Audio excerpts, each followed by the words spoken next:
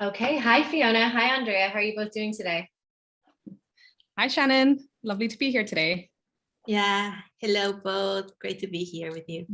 Oh, it's so nice to see you both. And an early happy International Women's Day, which is coming up in a few days. We're very excited to have both of you here for an On Think Tanks talk, because for International Women's Day, of course, we celebrate the social, economic, cultural, and political contribution that women around the globe are making every day. And it's also about a call to accelerating gender equality. This year, 2022, the theme is Break the Bias. So thinking about how we build a world that's inclusive, diverse, and equitable. And we can't think of a better way to engage in that conversation than speaking with two women who are leading change in the global south. So welcome to both of you. So here we have Dr. Fiona Moejes, who is the acting CEO and director of programs with the Mawazo Institute in Kenya. And it is an organization supporting African women in science, as well as thought leaders in the region, while also making sure that policymakers and the public are engaging with their work. And Fiona is going to talk to us today about the initiatives they're taking to get more women represented in science and in research, as well as build their potential to become leaders. And we also have Andrea Ordoñez, who's the director of Southern Voice. It's a network of 59 think tanks in Africa, Latin America, and the Caribbean and Asia. And they're working to leverage Southern evidence and analysis to promote fair global development debates. So Andrea is with us to share insights on women's representation in platforms like Southern Voice, the one she leads, as well as hopefully share some experience from her previous role as research director of an Ecuadorian think tank, Grupo Ferro. So thanks to both of you for joining us, and let's get started. We'll keep this quite informal and conversational, so jump in anytime. But the first question I have is for you, Andrea. So can you tell us whether or not you think research organizations like think tanks need more women leaders? Thank you, Shannon. It's great to have this conversation and the framing that you did of International Women's Day. I think it nails where we should be going. And to get us started, of course, I'm a believer that we need more female leadership in think tanks. As you mentioned, I work with a network of think tanks, and I did a quick stats yesterday in preparation. And we have around 30% of our almost 60 think tanks are led by women, like their executive directors are women. It would be nice to also see the board composition, but I didn't have the data to do that. But I think, this is still a low number. I would like to see many more women in leadership. And I think this is for two reasons. One is that women are bringing in issues that have been overlooked in the past. And I think that's the first thing. Like it's really about improving the work of think tanks, right? So, for example, in general, there are many issues, but we have, for example, a group of experts working on the care economy in light of COVID-19. And this is something that women do. Like, let's be realistic. We don't have any men doing this. And it's because it's something that touches a lot of the lives of women. And we hope that this touches on many others. And we think that it's relevant not only for women, but since it touches very close to the lives of women, it's them who take the lead on these issues. So I think that's the first thing, that we really improve the content of our work, because women can bring these different expertise. And the other thing is more on the processes. And I think that women leadership bring a lot of interesting characteristics to the way organizations work. And I like this popular belief that there's a lot of fighting around women, and that there's this feisty things of leaders and so on. I have not experienced that at all. My experience has been that working with other female leaders is great. I have a great team of almost all women in the Southern Voice Secretariat, and I work with a lot of researchers and executive directors and so on who are women, and it's a great experience. There's a lot of ambition for collaboration. There's generosity in sharing capacities and goals and so on. There's this interest in generating trust and generating these networks of flexibility. So I think those are, of course, things that cannot only be assumed that women bring in the table, but by women coming into these leadership positions, they change these perspectives, right? They have some flexibility to bring these other perspectives and enable also men to explore these other characteristics of leadership. So I think I would say that there are these two sides of the coin of why women are really important in leadership positions. And just to finalize, I think that bringing the experience of being, like you said, a research director, now being in charge of an organization, it's different. And I think it's not enough to say that you have women in the middle ranks, you know, or second in the organizational organigram. It does make a difference. There's a lot more expectation on the executive function to set the course for an organization. And so I think that's why you need more leadership at the top as well. And I think we're going to see more of that and more women saying, no, we need organizations that are led by women, and we'll probably see a growth on that. And I don't know, Fiona, what do you think, if you see that same thing in Kenya and with your partners? Yeah, I think I would rather comment more on what you were saying around the importance of having women in leadership and what that means, like the qualities that women bring to these positions, you know, completely going against the kind of stereotype that women are fighting amongst each other or something like that. Like, that is not the case. I think this kind of change with having more women in these positions, I completely agree with you. It just brings this other kind of dimension of empathy and a leadership that is exactly building this trust. And by building that trust, you're able to build collaborations better, share resources better, have team members who are working in spaces that they feel safe in. And so the result is really high quality work. You know, the productivity is really high and people are happy and people feel looked after and cared for and listened to as well. So I completely agree with you completely. I mean, commenting on what's going on in Kenya, Mawazo, I think, is a really outlier. You know, we are almost all women in the organization. And I think it goes to show through our work that we do, there is this sense of people's creativity, people's voices coming to light, and which allows for us to do awesome kind of pushing the boundaries kind of work. So, but I'll touch on that after. But yeah, thank you for your points. I think I completely agree. And it's great to see that this is a global, you know, everyone's thinking along these lines, which is really exciting.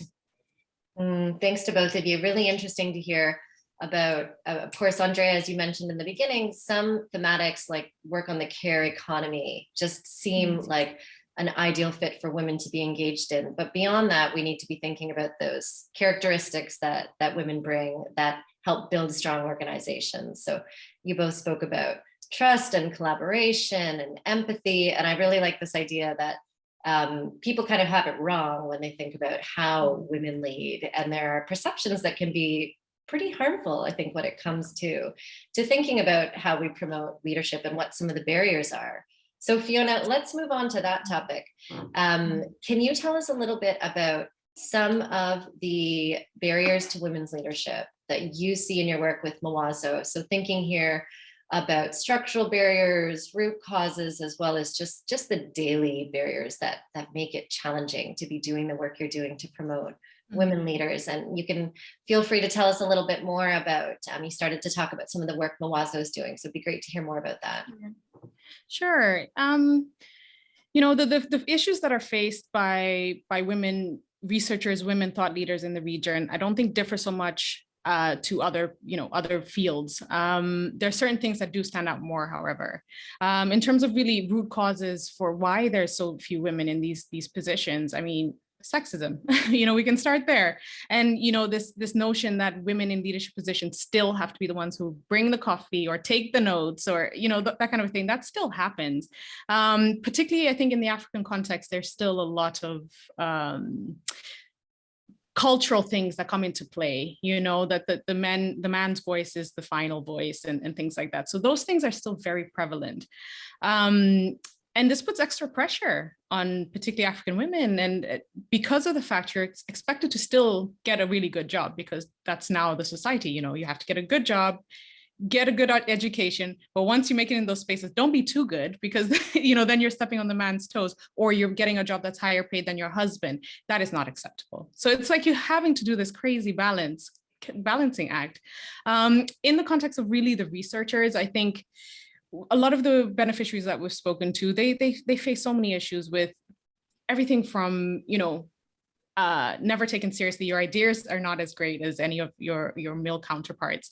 There's definitely, stereotyping that's attached to that, yeah, exactly. Your ideas are not as great as this man's ideas.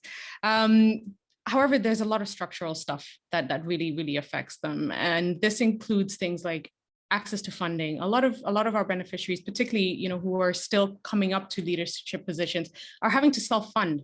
And so if for some reason they can't, they kind of fall through the gaps, the leaky pipeline kind of thing. And so they don't end up in those positions of leadership. They, of course, have family responsibilities, taking time out to go on maternity leave. Once they get married, having that responsibilities of running a household means they end up putting their research on the back burner, meaning they don't end up being able to push forward and be leaders in their respective fields. The other thing that I really think has been quite damaging to particularly female researchers and thought leaders is the lack of support. And by that, I mean the lack of mentorship, lack of networks. So a lot of, particularly as you climb the ladder, as you're trying to get into these really positions of decision-making, a lot of these decisions are made by these kind of, old boys clubs. They meet after work, they go to conferences together, they talk and make decisions that are completely excluding women because they're not even invited. invited to these kind of events or social situations. So the network isn't there. So they can't even, move forward because they don't have the right connections and things like that. Mentorship, having good mentorship, particularly from other women leaders. I think that's something that's very much lacking in particularly for researchers. With that, there's also the mobility thing. In research, a lot of research and moving forward in leadership requires collaboration. And this is collaboration with other research institutions outside of the country, outside of the continent. And a lot of the women then either can't travel, maybe because of financial constraints, but also because they have young babies or children at home and they can't leave to go do a placement for, or go do a secondment for 3 months elsewhere. It's just not possible. And so that limits them in the sense of increasing their networks, increasing their opportunities to really advance, to go up the ladder. Yes, I'd say those ones are really the main ones that kind of stick out, particularly for researchers and thought leaders in the region. To kind of touch on what we're trying to do at Mawazo. And well, actually, before I do that, I wonder if there's anything in particular that Andrea has witnessed that kind of either supports, or if there's something else that really stands out when working with think tanks in particular. Well, I was thinking when you were talking about also, like, just from a personal experience, I think that these of the role models is really important. Like, when you take up a leadership position, you have to deal with a structure that is not, like welcoming, like you're saying. Mm-hmm. And then at the same time, you don't want to necessarily copy the same strategies that were used before, or that are characteristic for men. You may not necessarily feel comfortable with those strategies. But then who do you look up to, and who can give you some guidance on how to approach these things? So I think that's totally true. And with think tanks being an industry that is has been so heavily, male, there are very few female leaders to look up to. The ones that I've met, though, they're great, but they're not those many to look up to. Right. And I guess with that comes change when we're talking about leadership style changes or what we consider the right leadership. That is changing now, and it's difficult. Change is difficult, but hopefully if we come together, as a community of women leaders, I think that will just help to support one another to really change how things are done. And yeah, so basically at Mawazo, that's what we're trying to do. We're trying to kind of use a two-way approach to increasing the chances and also improving the quality of leadership, women leadership for the next generation. The first approach is really on the individual level, where we really try to support African women researchers and thought leaders to become whole researchers, beyond just their actual research. It's really, giving them the ability and the tools to do things like, budgeting and financial management, doing writing really well, doing public engagement, doing policy engagement, and further, having the knowledge to understand things like ethics in research, the importance of including a gender lens to your research, the importance of understanding internet and data security, those kind of things. So we're really trying to build women who have the knowledge to really create the next generation of thought leaders, where they are sensitized to these things that are current, not only good at their research, but all these other additional things that would help them to really change the future ecosystem and equip them to be really leaders. That includes mentorship. So making sure that they have decent mentorship to really support them.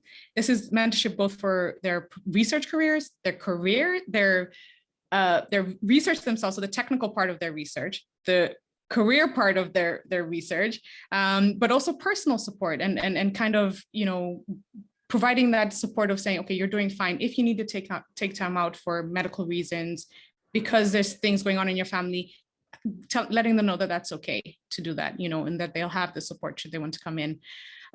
We also provide financial support. This has been a big one. This has been really a big one. A lot of researchers here are really self-funding. And when it comes to deciding between childcare and your research, I mean, it's these things just end up falling on the back burner. So we really try to provide this extra financial support to the individual as well. On the other hand, we're really trying to also really change the entire ecosystem in whatever way we can, have some kind of impact to change this world that these women have to then work in. So, we're trying to do a lot of public engagement, science communication, policy engagement ourselves to try and really change where these women are working and functioning. And so we want to change the perception of African women researchers. We want to emphasize the importance of their ideas and their voices, to really just provide a safer space for them to really thrive in, rather than just be resilient and survive. So that's the kind of approach that we've been using to try and change things, and have some impact. Yeah. Wow, Fiona, it's amazing to hear about all of the work you're doing, and I really heard the importance of mentorship come through there, and I know this is something that Mawazo focuses quite a bit of its efforts on. You also spoke about culture and context, and I think those cultural norms that can be so challenging. And it is a reminder that we also need to be context specific when we have these conversations, right? So it's great to hear you share examples from Kenya and the African continent. Andrea, if there's anything that comes up for you, given your experience in Latin America, that would be interesting as well to hear about some of the barriers that you see in that environment. And when you talk, Fiona, about this idea of a boys' club and how that needs to evolve, I also hear just the structural challenges of the patriarchy and how it makes it so difficult to do a lot of this work. Yet you're forging through and really shaking it up. So that is exciting to hear about. Andrea, do you want to share anything from your work with Southern Voice or Grupo Faro, or any more general thoughts on some of those structural barriers, and then what your organization is doing to overcome them, or what you've seen others doing that you think is exciting and inspiring? Well, I think part of the work of Southern Voice is that we work across Africa, Asia, and Latin America. So we see diverse cultures and approaches to work and to leadership and so on. But there's a lot of commonality, as we've seen now with the conversation with Fiona. And I think that our approach is that we try to be very intentional with generating spaces for women. We do a lot of enabling researchers from think tanks to participate in global debates, and we try as much as possible to ensure that we are positioning female researchers in those spaces. And I think it's important to have that intentionality very clear in the work that you do. And then I think that we also enable this networking that also Fiona has mentioned, that it's really important of creating these friendships really among female researchers. And it's really nice to see that, beyond the work that can be done in Southern Voice, they start developing their own kind of like joint work and joint initiatives and so on. So I think that's really important. And I think that also what we in this vision of being intentional, think, and this is not only about gender in our case, but also about this global South, global North divide, is that we try to differentiate where we have competencies and capacities with experiences and opportunities. So a lot of times you may see a CV of a researcher, either within the network or within, for a position, let's say in Southern Voice, and you think, well, this person hasn't, had this, let's say, this global exposure, or they haven't been working on this issue or on that issue. And many times that is not, because of a lack of capacity, but because of a lack of opportunity. Yeah. So I think that's very important for us to try to differentiate and try to identify, those individuals. And like I said, here it goes beyond gender, because in the global South divide that happens for men and women, that we believe have really important work to bring forward, and that they're really doing really interesting work, but they just haven't had the opportunity yet to put it out there. And so we try to be intentional about finding those profiles and giving them opportunities at the global level. Wonderful. I think that's a great quote to end on, that it's not about lack of capacity, but lack of opportunity. And it's been wonderful to hear from both of you about the work you're doing to create those opportunities and build those capacities, and how you are connecting up others who are also engaged in these efforts around the globe. So I think, the idea of networking, the idea of, I like that word friendship, the way that these friendships are fostered and how individuals coming together is what really starts to create that change. And it's been really inspiring to hear from both of you about the work that you're doing, both as individuals, as leaders, but also within the organizations that you're leading. So thank you for sharing all of that with us today. And it's been such a pleasure to talk to you. I wish you both a very happy International Women's Day, and I hope we'll have the chance to connect again soon. Thank you so Great much, to Shannon. talk to you as well. Yeah, it was really lovely. Thank you. Thanks to both of you. Take care. Bye. Okay. Bye-bye. Bye.